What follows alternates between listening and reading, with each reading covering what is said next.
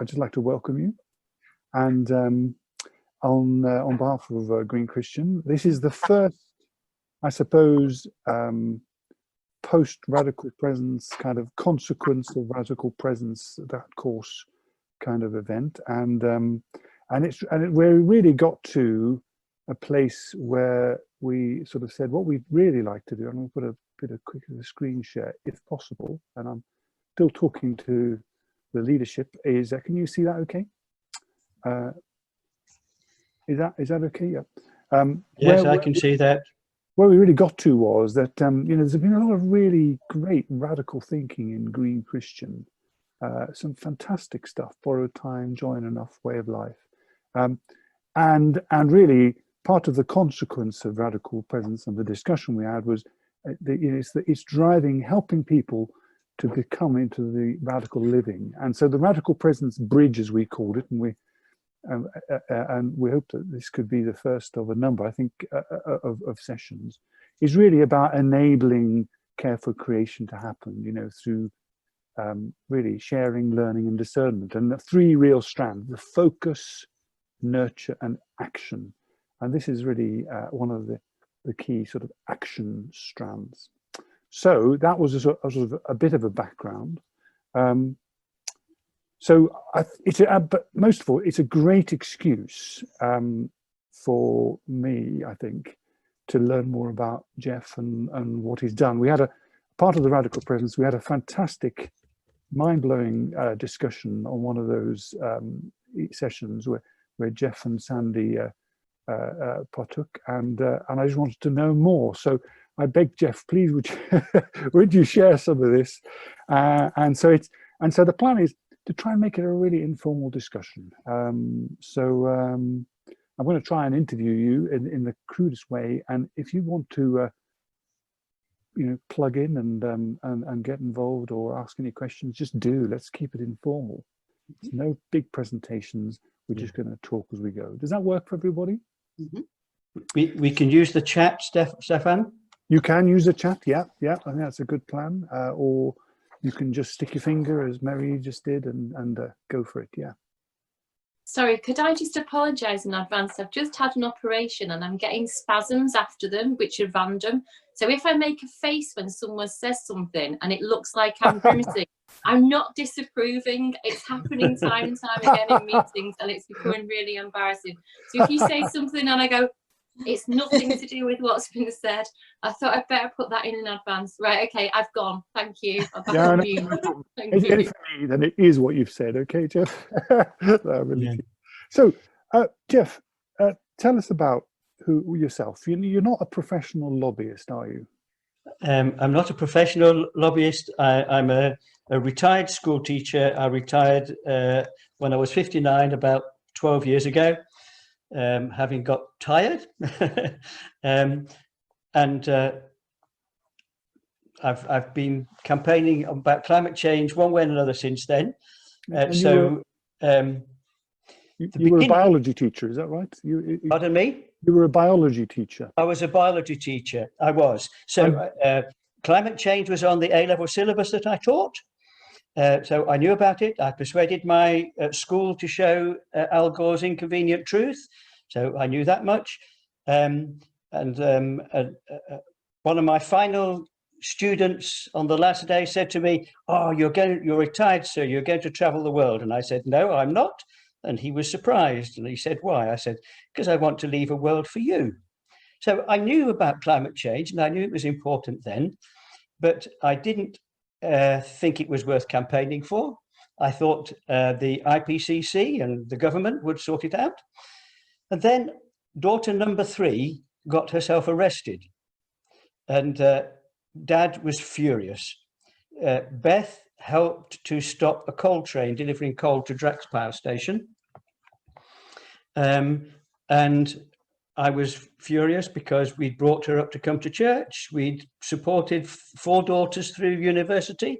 How dare she take the law into her own hands? And Beth said, "But Dad, haven't you heard of climate change?" Which of course was red rag to a bull because I was the teacher. But Dad, it's urgent. And so I had to go and check the science. So instead of using A-level biology books, I went to NASA and the Royal Society and the IPCC, and after nearly a year, I had to say, Beth, you're right. And at that time, we had 2 grandchildren, age about 3 and 7, and they said, why has Auntie Beth been arrested? And we explained, and they said, we'll fix it. Bless them. So that was a call to Dad to do something about stuff.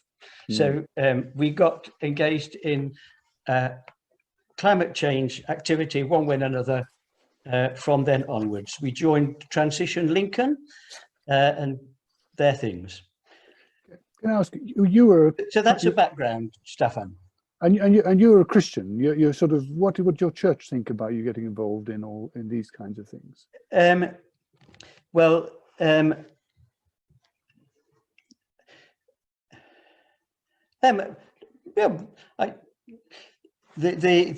conflict came with church when I became much more activist, and so perhaps I better jump to that stage. Sorry if I'm jumping you around. I don't know. Sandy, help me. How should I talk about church? Oh, okay. Yes, I can say. So in my own church, I said to our curate, why aren't we talking about climate change? And he said, oh, why aren't Christians getting on about climate change? And he said, but we are. So I said, well, you could afford me. But then he pointed out to me Tear Fund and Christian Aid, who I've supported for a long time. And the penny hadn't dropped that they, 10 years ago, actively campaigned about climate change. And then I found 2 other Christian, he pointed me in the direction of a Christian author called Professor Robert White from Cambridge, and he'd written a book about climate change. Climate Change, Christianity and Sustainable Living, I think was the title. And it was brilliant. It helped me a great deal to sort out what I needed to think and understand, helped to deal with, helped me to understand the extent to which there was an active lobby from the direction of the oil companies. I was shocked when this middle-class evangelical Christian gentleman professor at a university said, there's a massive amount of money being spent on disinformation about this sort of thing. I thought, you know, I thought that's the sort of thing that left-wing communists would say. But that made me realize that there was something serious about that. And then I came across Sir John Houghton and read his autobiography, and he said exactly the same sort of thing. So all of those strengthened my resolve. So my curate and other church friends joined me in going to the Wave protest in London, organised by what existed before the Climate Coalition, Stop Climate Chaos it was called then. I managed to persuade our cathedral, with the help of the Bishop of Lincoln, to have 4 pull-up banners in the cathedral nave about climate change. Our church allowed me to do a 5-minute talk in the children's slot about climate change. And I told it straight, and thereafter I wasn't welcomed back to talk about it. So what I'm hearing, Geoff, is this is what Francis calls an ecological conversion. Is that really the journey you're telling me about? That's about. I think, yes, it was often I talk about, oh dear, Sandy, help me with the word. Epiphany. Often we activists talk about people having an epiphany, a penny dropped moment. For me, it was a year of going through documents on the internet, stuff from Christian Aid, the authors that I've explained to you, satisfying my scientific approach to say, yes, this really, really is serious, and we've got to do stuff. Yeah. So what I'd be really interested here is, you know, here you are, you're a teacher, you're retired, you've gone through that process, and you start to say you want to make a difference somehow and get involved with the city council. Just tell us, how does a teacher who isn't a lobbyist and isn't doing all this get involved in the level? And what did you do as well? What happened? With Transition Lincoln and the transition movement, I commend to anybody. We did day events, we organised film shows, we got the cinema to show not The Inconvenient Truth. Age of Stupid. It's wonderful having my wife to help me. The film The Age of Stupid, which was a film that Beth did a lot of research for, that made her realise it was important. So watch Age of Stupid. It must be 10 years ago now too. But things really got moving when I went to a prayer meeting at the cathedral, organised by a grouping of churches in our city, where they invited civic leaders to come and talk about the problems that they faced as civic leaders and offer to pray for them. That was a marvellous initiative. And the city council leader said at that meeting, our priority is climate change. And you could have knocked me over with a feather. So since I'd already engaged with the local Labour Party, I happened to be a member, so I could do that. And I pestered them to say, come on, we need to be talking about climate change. And they allowed me to talk to them. So I did, 45-minute PowerPoint presentations about climate change to them. But after he'd said that, I went to him. And he said to me, you're going to tell me to put my money where my mouth is, aren't you? And I said, well, yes, maybe. And my daughter Beth had told me about a project called the Leeds Climate Commission. And this was something that had been set up by Leeds University, Leeds City Council, NGOs in the Leeds area, and big business in Leeds area. And they basically were taking the approach, the government isn't giving us the lead we need, but we really need urgently to get on and do practical stuff in Leeds. So I said to our leader of the council, would you support me if I went to Leeds and with a view to setting up something similar in Lincoln? And he said yes. So I rapidly tried to contact lots of people. There's background that I've missed out, so I'm going to backtrack for a second. Because we'd organised through church and through Transition Lincoln a whole series of meetings and talks and lectures and film shows, Tearfund invited us to join a year's mentoring programme called the ACT Community. And in that mentoring program, they encouraged people to be activists in whatever sphere they thought was appropriate for them. And one of the things we learned in that context was to identify in your realm of contacts potential allies. So they encouraged us to have one-to-one conversations with them, to discover from them what their passions were, in order to identify people that you might be able to work with to get stuff done. Is this politicians, councillors? So with that in mind, I talked to a variety of people, including the Labour Party, but one particular one was our MP. Now, the Climate Coalition organised lobbies of MPs. And we had done that with our previous MP, and it came to nothing. Then we had a new MP at the 2018 election, and we organised a meeting, have a conversation with your MP. And she came to that and generously said at the beginning, Geoff, I don't know anything about environment stuff. I'm come to learn. So that encouraged us greatly. At the end, she said, we need an environment task force. So two things fitted together in my head. MP saying to me, we need an environment task force. Leader of the City Council saying, our priority is climate change. So I thought, right, something can happen here. So I then managed to gather together about 6 people who came with me to Leeds. And to cut a long story short, Leeds Climate Commission are helping us set up a Lincoln Climate Commission. So if you want to know details about how any of those, go straight to their websites, and you can find it out all there, or you can ask me here, whichever. Staffan, what else would you like me to talk about? Yes, so what you're saying is that you started having these discussions with people, but fundamentally, you haven't got any special clever networks or tools. You're just getting out there and getting involved, thinking about. That's right.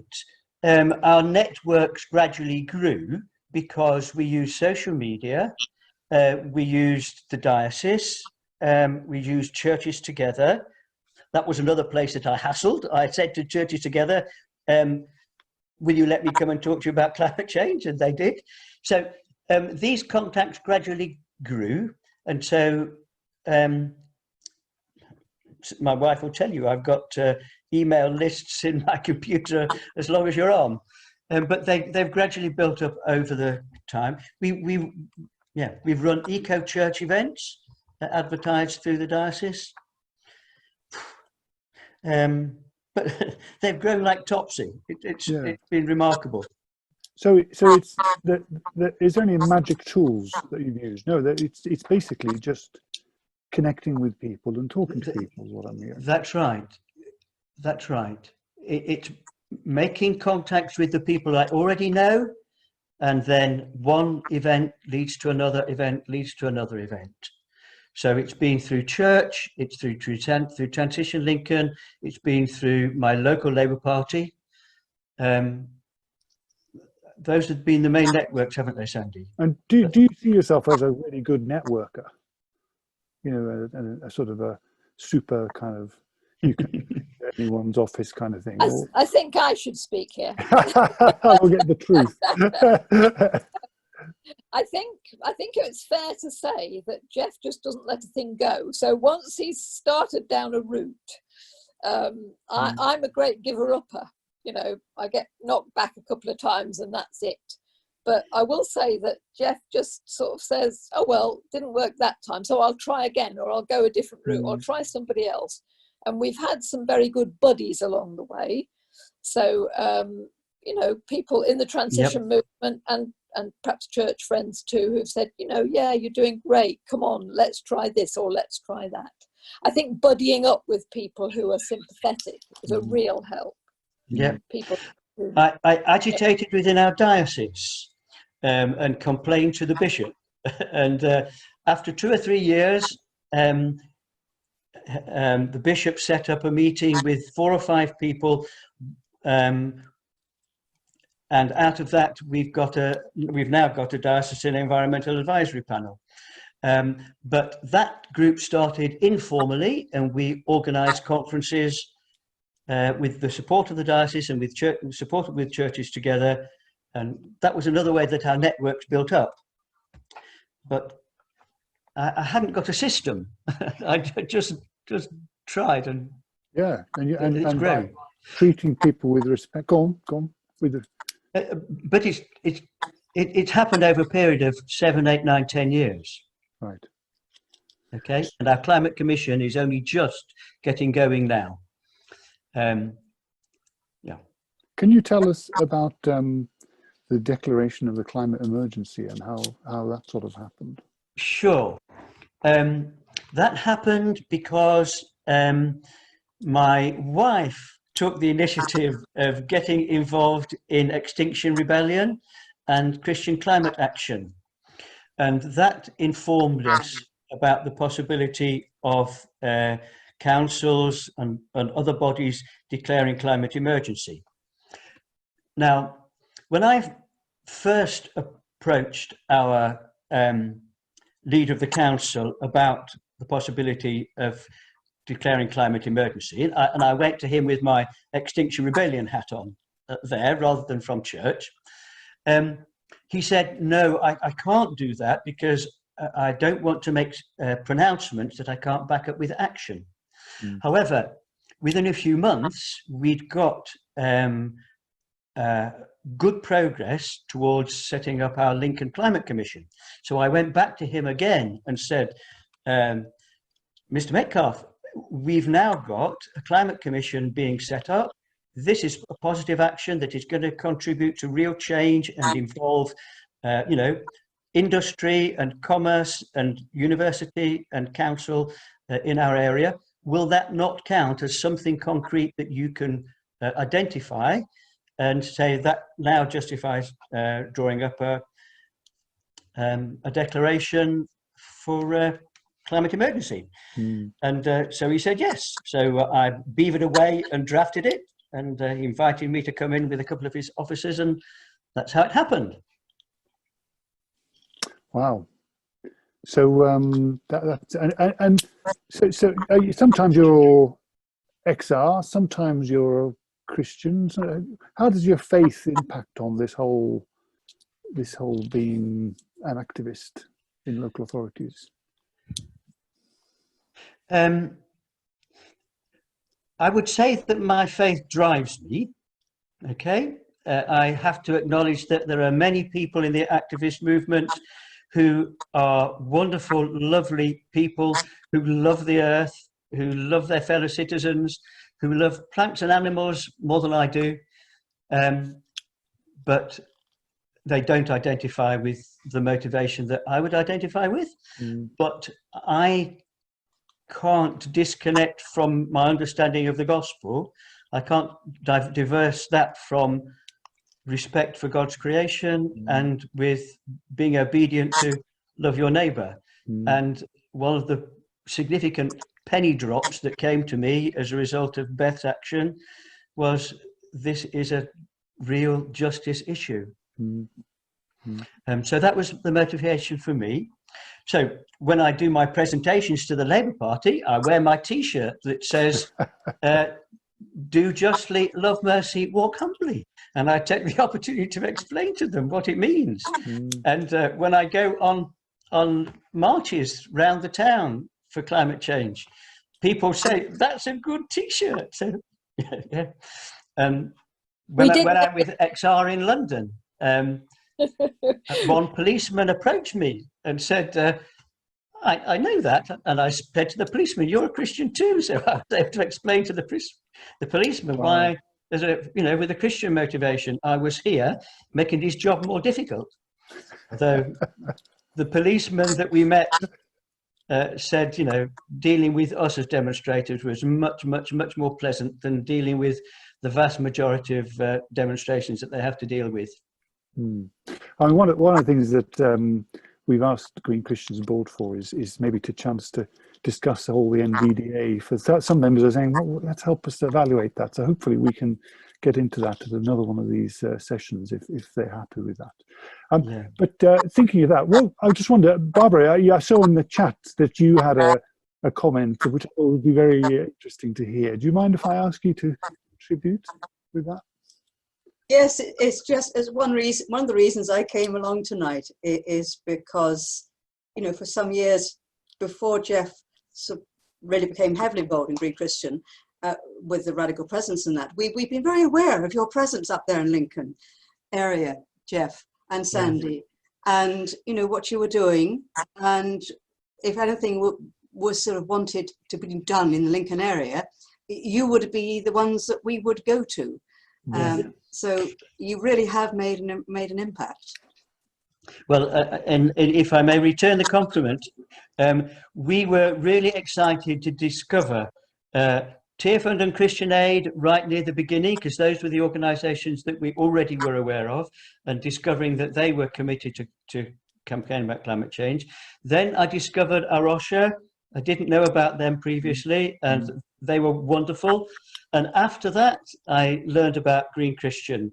So Green Christian has been a massive, massive encouragement to us, sending us stuff through the post to take to all our talks and lectures and displays.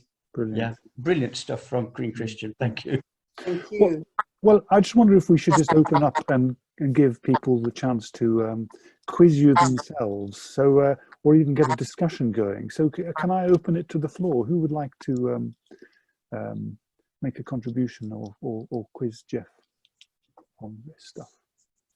Yes, go for it, Jamie. I'm going to speak because I'm actually about to go and leave you to hear Jane Goodall, who's speaking for St James's Piccadilly.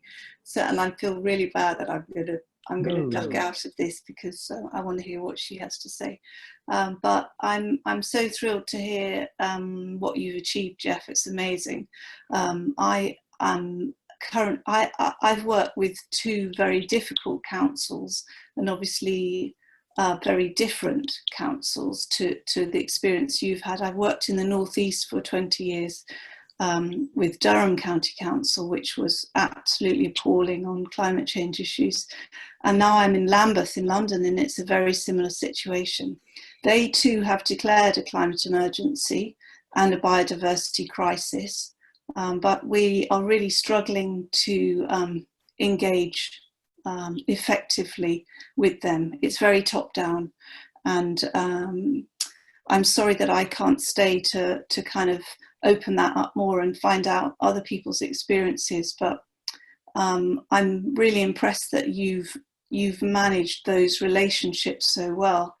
For us, it's only when there's real confrontation that they finally start to talk with us, which is not the best way to have these conversations.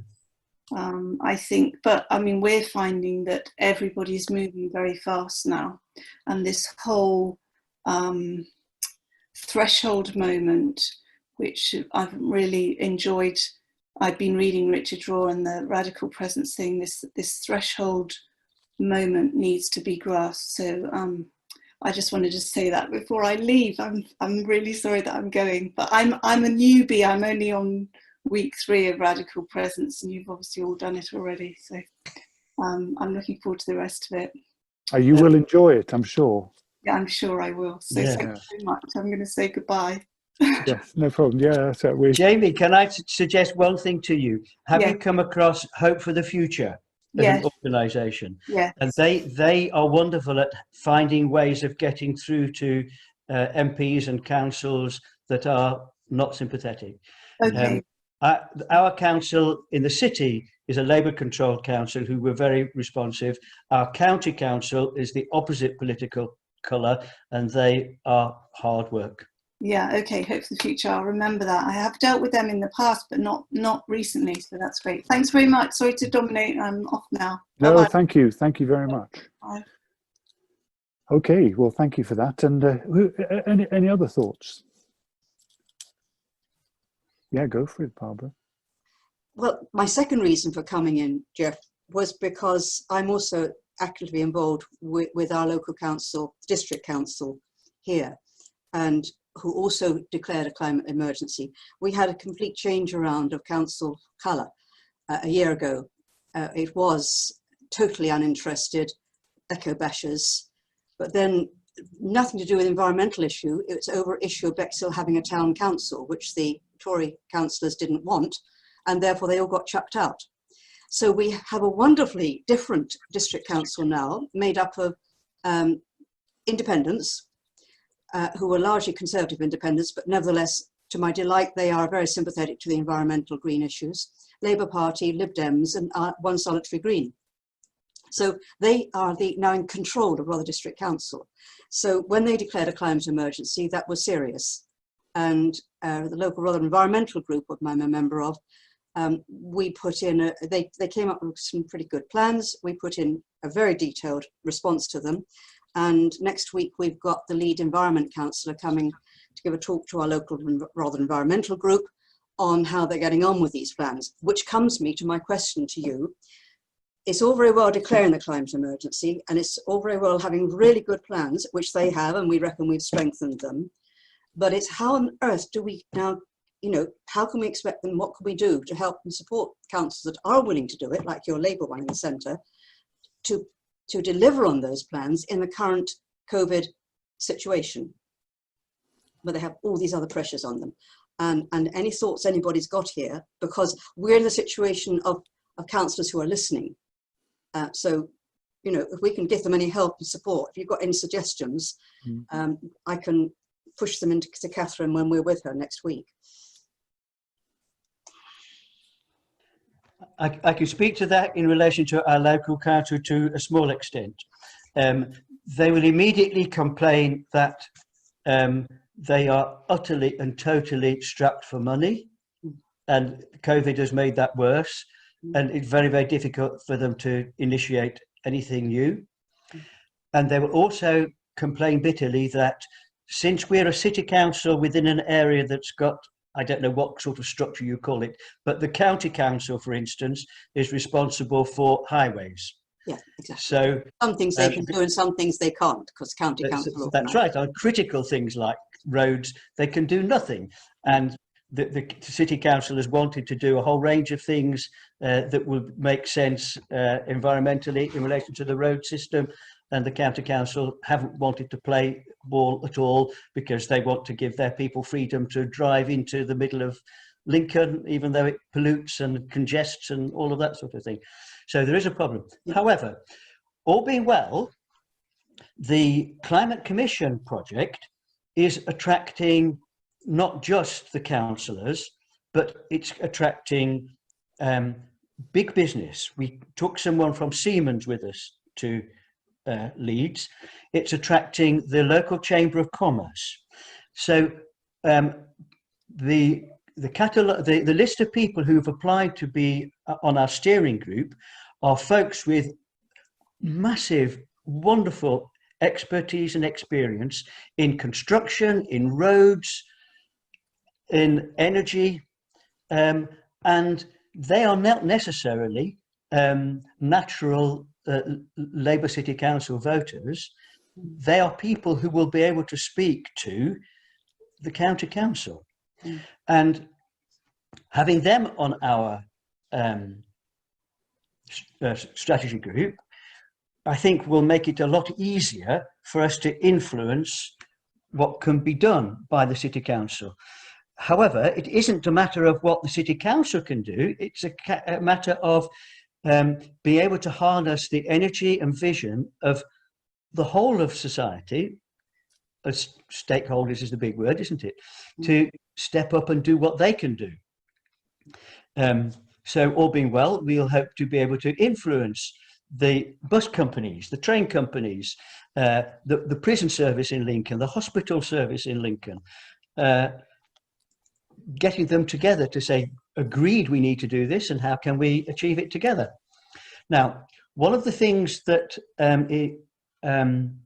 the Leeds component helps us with is identifying what aspects of the functioning of Lincoln contribute most significantly to our carbon footprint. All right. So they can say so much on transport, so much on housing, so much on business, and so on, which then will help, because we're only beginning to get set up at the moment. Leeds have got much further down the road, but it then is a tool to help us to identify what particular areas to work towards. So how is the Climate Commission project in practice doing that then? I can't answer that until we've got ourselves properly set up and going. Okay. At the moment, we're actually responding to people who've applied to join, but we will be setting up a number of different delivery groups that will have responsibility for things like energy, transport, housing, communications, and so on. And they will then look at what can be done practically, either by the council or by the major businesses in the city, to say, these are the things we want to do. And if they can't do them, they'll be looking to who will they seek to influence to facilitate them to be able to do them. So although we're not directly going to be the equivalent of XR as a campaigning organisation, we, I hope, will certainly have a powerful voice telling government and council, please help to push in this direction. Will you be doing things like working out the carbon footprint of Lincoln City? We rely on the Leeds Climate Commission and their researchers to do that sort of thing for us. Our own City Council has done work in that direction already because of their interest in the whole issue over the last several years, but our capacity to do that will be strengthened by our links with the Leeds Climate Commission. I was talking today to someone who'd actually, as their first step, had done the footprint, and they could say, right, we've got so, it was in a borough council, we've got so much in housing, so much in roads, we've got so, and therefore that actually got them going on what are the critical issues and what do we need to do. That's the theory about how we will work, and that's what Leeds are encouraging us to work on. Oh, great! That's really good. That's really encouraging. Okay, on the floor then, any more sort of inputs and comments from those of you that have been listening in? Thoughts even? Yeah. Can I? Hi. Can I just ask, in terms of the commission, who's on it? And you said you were going through applications. I mean, how do you decide who makes up the commission? The group of 5 or 6 people who came with me to Leeds initially were from the council, from Transition Lincoln, from the university,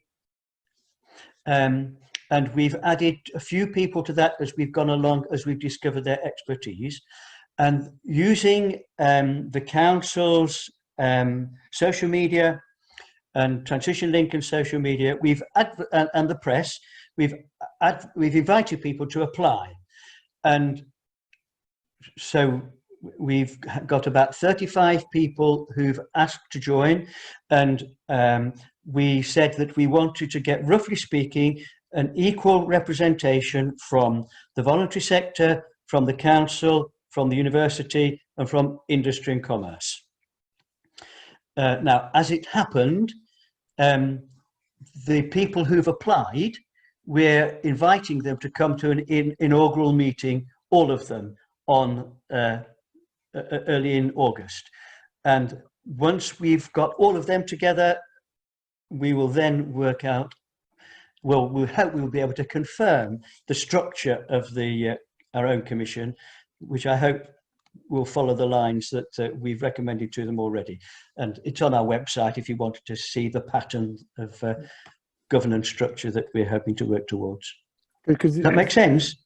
Yeah. So, yeah, I mean, university people, high up people from local industries. Yeah. So it's really the commission is an advisory thing, isn't it, really, fundamentally? And how does sort of accountability and governance, and is it the impact of just the Climate Commission says this, what does the local authority think, or is it a sort of a we're on a joined up kind of? The declaration of climate emergency that the city council did committed them to work towards helping the setting up of the commission, and the commission is determined to be independent of anybody and everybody. Okay, so we're advisory in that sense. We're not answerable to anybody other than ourselves, but our aim is to be a voice for the community. And so one of the things that the declaration from the council committed the council to was a citizens' assembly. So we, the Climate Commission, will take it upon ourselves to try to organise something like a citizens' assembly in order to draw in the voice as best we can from the local community. Does that answer your question, Staffan? Yeah, it does. It's exciting to hear that kind of people power building. James, you're still on mute. James, you're on mute. You're muted, James. Yeah, okay, no, I'm unmuted. Thanks, Geoff. That's really inspiring what you've managed to do in Lincoln and your plans for the future. I think my question is, we're all of us involved, as I can see, in all sorts of activism and so on. The problem I have quite a lot of the time is I feel that we're preaching to the converted. Yeah. We're talking to the people who share our ideas, whatever angle they've come from, whether it's from Labour Party or Extinction Rebellion or church and feeling the wonder of God's creation. The question is, how does your commission, how will you manage to get through to the unconverted, the person in the pew who thinks all this is sort of new age rubbish and, what did Jesus ever say about climate change? Or the person driving past in their gas guzzling car and saying, I have an inalienable right to drive through the middle of Lincoln and why should you stop me, and so on. How do we actually get beyond our nice bubble of people who think like we do? I mean, I think that's a really great question, James. Yeah. I think that really is. I mean, it seems to me, and I want to debate this because I've been thinking about this hard, is that actually, certainly in the UK, the main question of is climate change happening, that bulk of that has actually been won. I think Extinction Rebellion, last year, all that main fight, most people I talk to actually go, yeah, there's something happening. But there is some issues going on. There's a bunch of people who just don't know what the flip they're going to do about it. One, they're just completely overwhelmed. People I talk to at church and whatever, they go, oh, where do I start? And they need real simple help and guidance. There's a bunch of people who really don't want the inconvenience. They've got their grandkids in the US and they'd love to go and see them twice a year, and there's a hearts and minds kind of piece in there.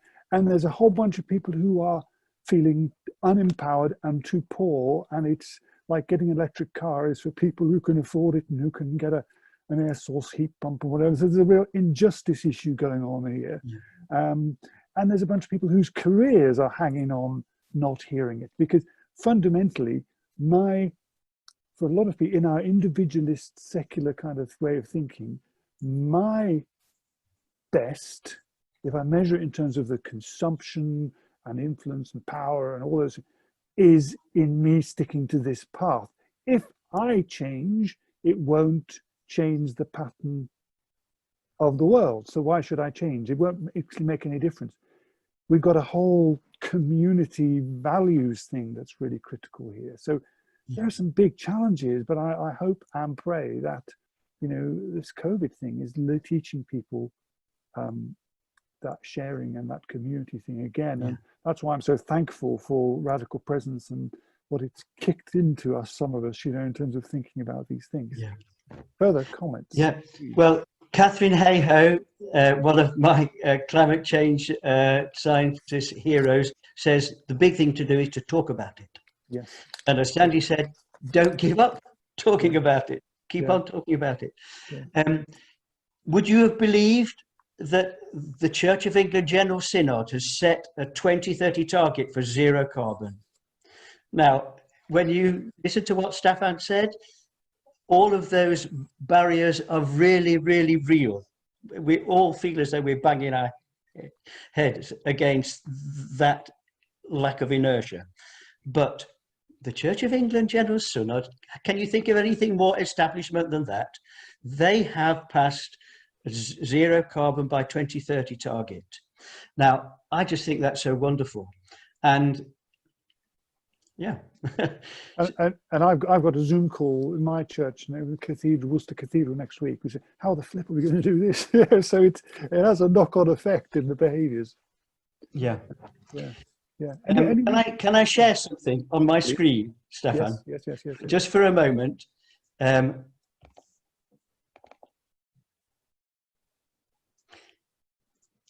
you all seen it? and then I'll take it down. Is it visible, Staffan? Yes. Yep. Okay, I'll take it down and then we can see one another's face. I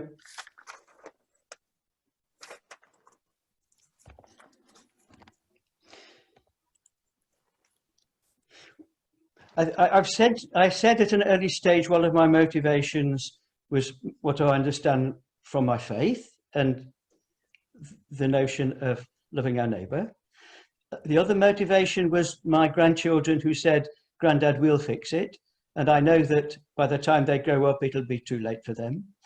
The thing that I've just shown you was taken by my daughter to an Extinction Rebellion protest in London, where they all sat down near the cenotaph and sang "Power to the Babies." It's going to bring tears to my eyes. Yeah. So that poster that you saw, she had got her few months old grandson in her lap with that poster on that occasion. And I think we need to grasp how desperately urgent the situation is. Mm. And I think the vast majority of us haven't grasped how desperately urgent it is. Mm. When the grandchild's name is Rudy, when he grows up, it will be too late. We have to do stuff within the next few years. Mm.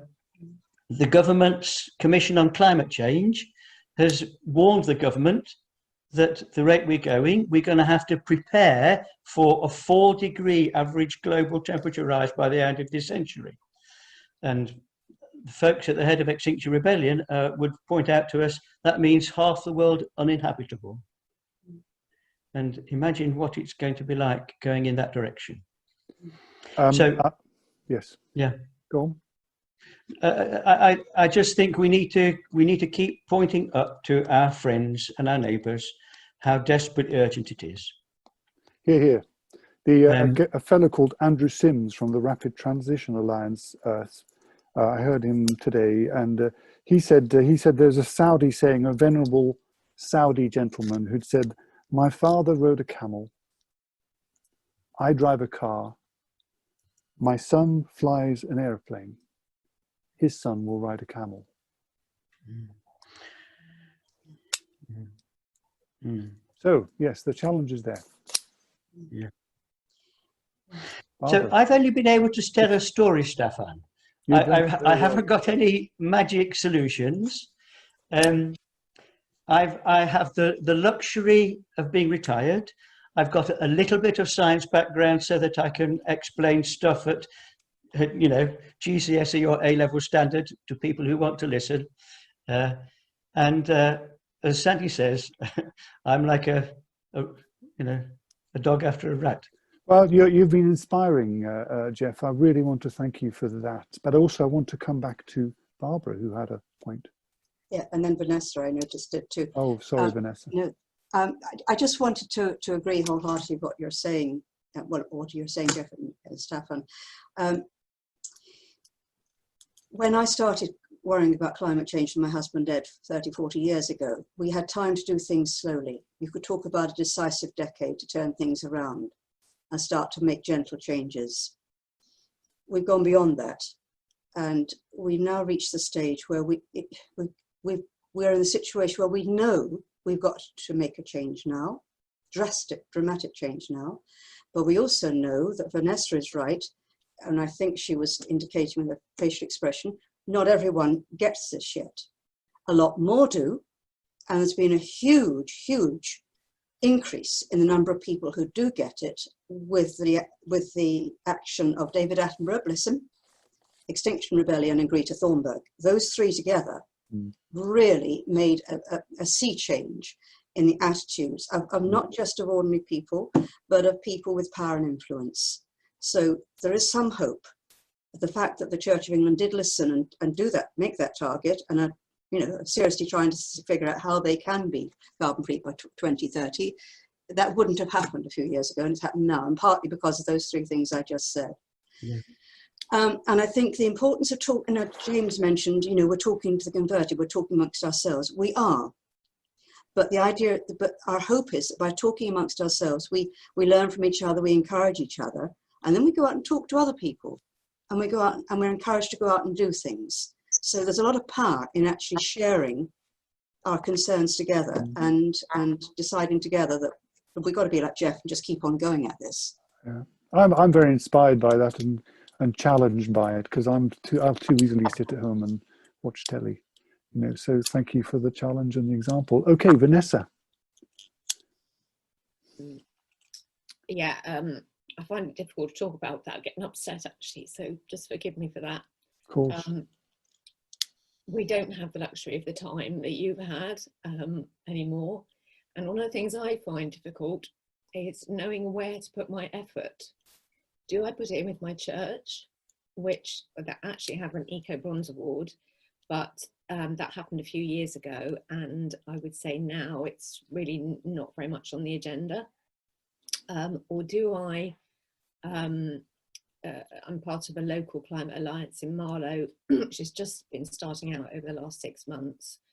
And we're targeting the council, the town council, and a little bit the Bucks Council. And we did speak to our MP on Friday, which is all good.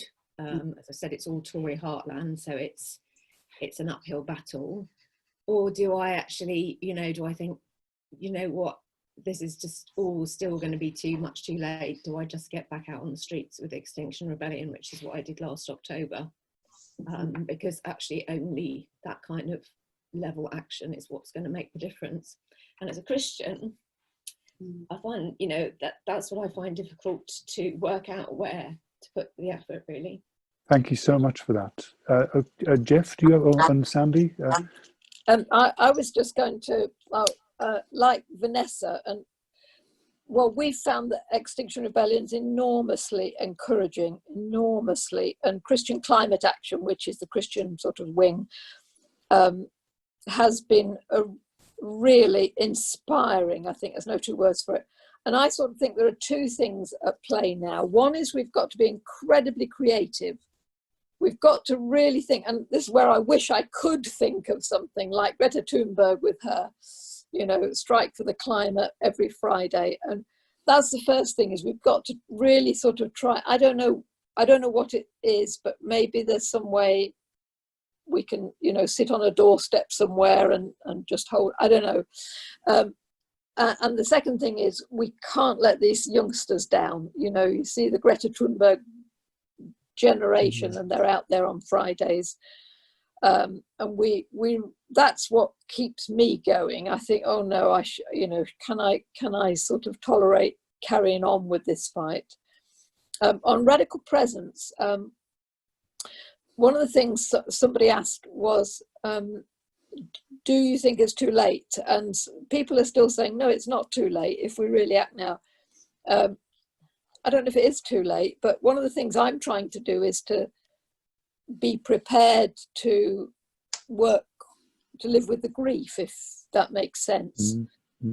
And if we can, and Green Christians working with this, and radical presence, you know, it gets mentioned there, is to actually sort of lament and be able to live with the grief that is coming, and there's no two ways about it. I'm sure it's coming. So creativity, sticking up for the kids, and being willing to relinquish is a word in my present vocabulary. I'm trying to think, you know, are there things I can just comfortably relinquish? Can I leave things behind and not need them? Perhaps that's a sort of bit of an anti-consumerist attitude as well. But you know, what can I abandon? What can I bear to let go of?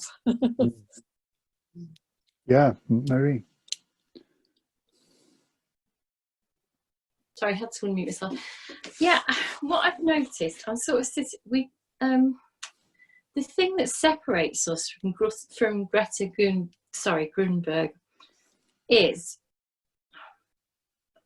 she's not afraid, and we are. And as soon as you let fear get into your heart, it stops your creativity. And like, basically, we're also teaching. When I went and did a talk at church, I totally took the approach of, right, guys, this is going to happen. You know, and I was like, you know, it was literally an almost hellfire and brimstone sermon that I gave.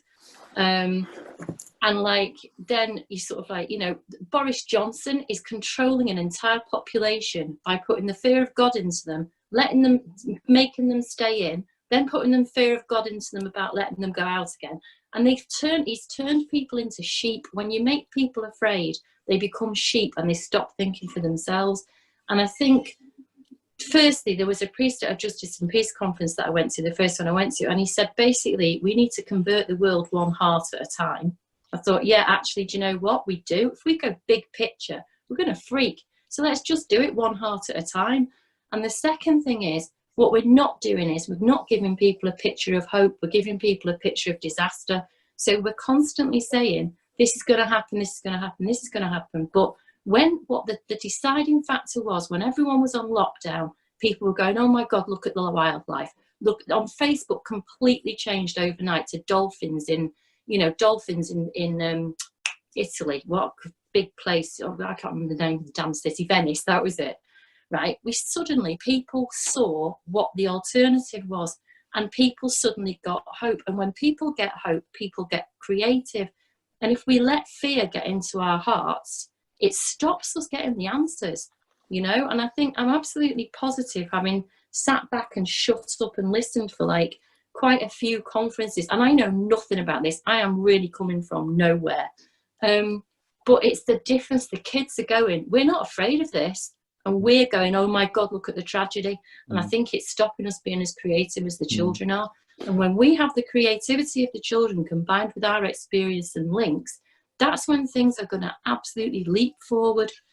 And that's my, I'm kind of, anyway, so sorry if I've said anything. No, wonderful. That was absolutely wonderful. I just think we can't afford to let ourselves be frightened, because actually that's going to be our greatest enemy. Our fear is going to stop us being creative.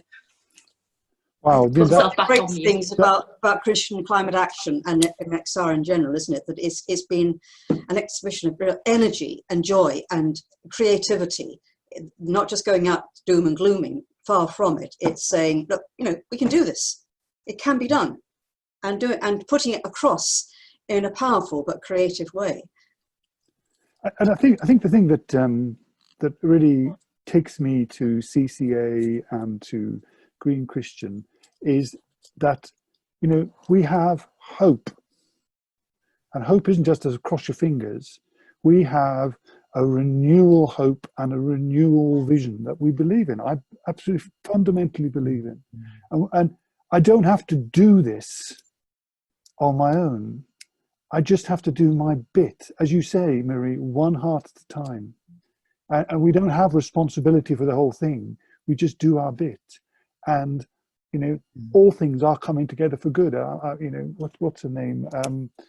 Julian of Norwich, all will be well, all manner of things will be well. But that's not an excuse for sitting back and doing nothing. We got to love that world because it deserves it, and that's why we're people of faith. Sorry, that was my James. James, sorry, thank you. Yeah, no, it's all great stuff. I just want to say, and yes, we need to this sort of shouting from the rooftops and action, but. And I think what Geoff showed explained in his talk, there's an awful lot of boring, mundane things to do as well, including, well, what does carbon zero mean? What does that mean in practical terms? How do we calculate it? How do we get there?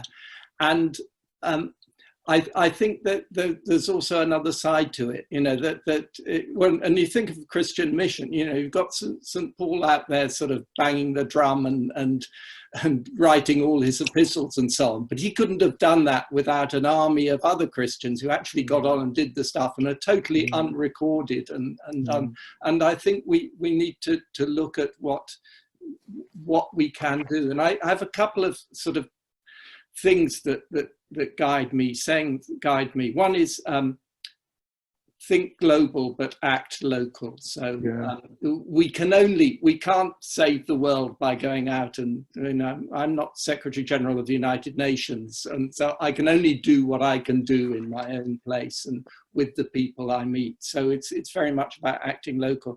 The other thing that somebody said to me recently, which I think is really good in terms of campaigning for climate change, the environment and so on, is not to make things difficult, but to make it easier for people to do the right thing.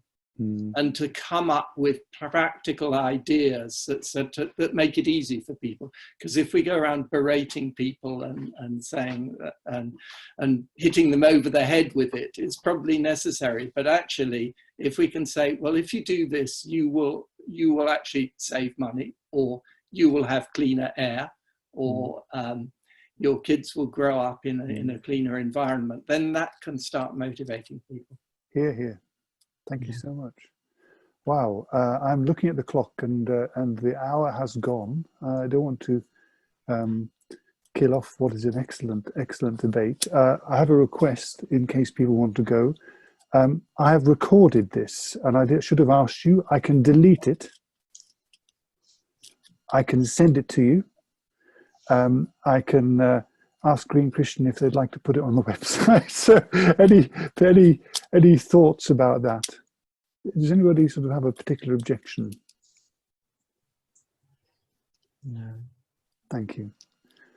Okay, great. Am I cutting off a great debate, or are you happy to go and have your evenings now? Can I thank Marie for her input, drawing our attention to the phrase I will use is, there's a better way of living. Yeah, there's a better way of living. And I mean, so many of the little changes, like less congestion means cleaner air. If we regard our slavery to mammon, our slavery to consumerism, and if we think getting off the rat race is so much better for us, if we think of being released to local community, doing things locally, it's better for us. Those are all the little changes that we can practice ourselves in our own family and community. There we go. But Marie, your contribution reminded me that that's a key part of it. And Vanessa, you made a request just now on the chat. Do you want to just mention that? Yeah, it was actually when you were starting right at the beginning of your story, Geoff, when you said you were giving presentations. I'd just be really interested if you're happy to share any examples of presentations that you've given to educate people about climate change, because those opportunities do come up. And Marie, you also said you've done one in church, which and the only one my husband's we've been part of Exile for a while, and obviously been using the Heading for Extinction talk, but it's primarily a recruitment tool to Extinction Rebellion, and it's not suitable for every occasion. And it would be really, it's just always great to see other people's resources if you're happy to share them. To be honest, I've got to say, as an ex-primary school teacher, my presentation mainly involved me being very animated, standing there with 4 or 5 cardboard boxes showing various things. There wasn't a slide in sight.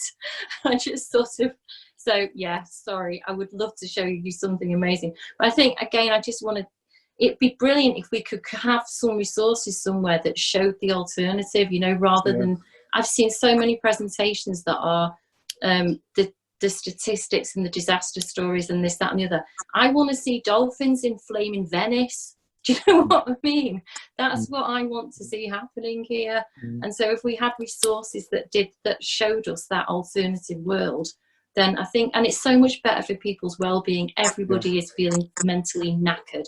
And if we can say, look, this is good for your well-being, here it is. Boom, job done. There is a film out at the moment called 2040, which I would really recommend. I can't remember how you get to see it, but our XR group showed it, and I actually saw it at the cinema. We went to the Odeon to see it. But it's basically a chap looking forward with his 4 or 5-year-old child to when she's an adult in 2040, and using all technology which already exists. Is no sort of, you know,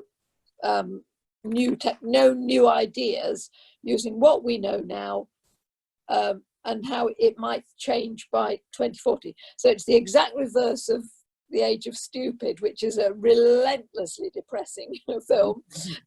It's truthful, but it's depressing in the extreme, and it kind of shows what it's like in 2050 when things have gone wrong.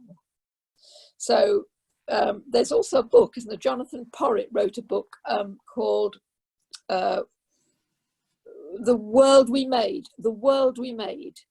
And it's, again, about looking back from 2050 when things have gone right.